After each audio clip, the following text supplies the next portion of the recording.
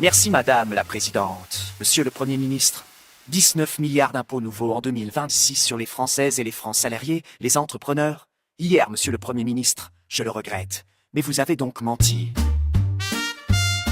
Vous avez réussi à promettre plus de pouvoir d'achat, alors que votre budget est une véritable boucherie fiscale pour la classe moyenne et les familles qui paient déjà le plus lourd tribut de tous les pays développés. Pire, Monsieur le Premier ministre, pire, la charge fiscale dans notre pays est tellement insupportable que depuis 4 ans, les impôts ne rentrent plus comme ils le devraient. À défaut d'écouter la souffrance des contribuables, écoutez, lisez l'apport de Bercy, peut-être y serez-vous moins insensible. Hier, Monsieur le Premier ministre, vous avez donc menti. Vous avez loué la valeur travail alors que vous allez geler tous les salaires des fonctionnaires et spolier les pensions de retraités pour 20 milliards d'euros, pas dans 1 an, pendant 4 ans.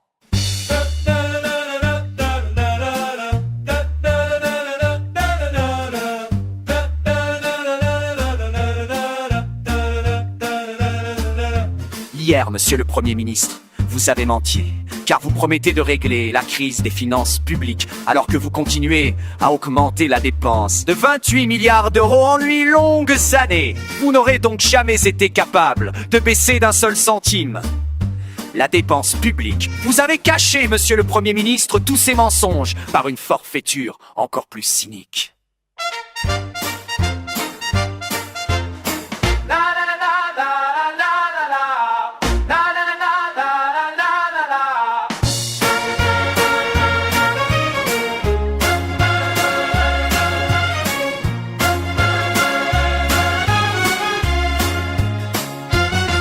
Vous avez menti à des milliers de Françaises et de Français qui travaillent dur et qui nourrissent le légitime espoir de pouvoir prendre leur retraite plus tôt.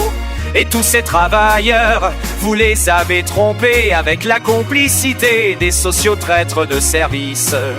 Jamais avare d'insulter l'intelligence et la dignité de nos compatriotes. La suspension des retraites n'existe pas autrement que dans vos mensonges.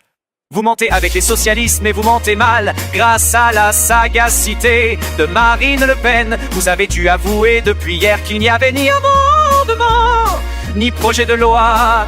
Un simple accord d'appareil avec des socialistes qui ne savent rien faire que mentir. 19 milliards d'impôts, un mensonge sur les retraites. Quel beau pacte de lâcheté avec les LR et les socialistes.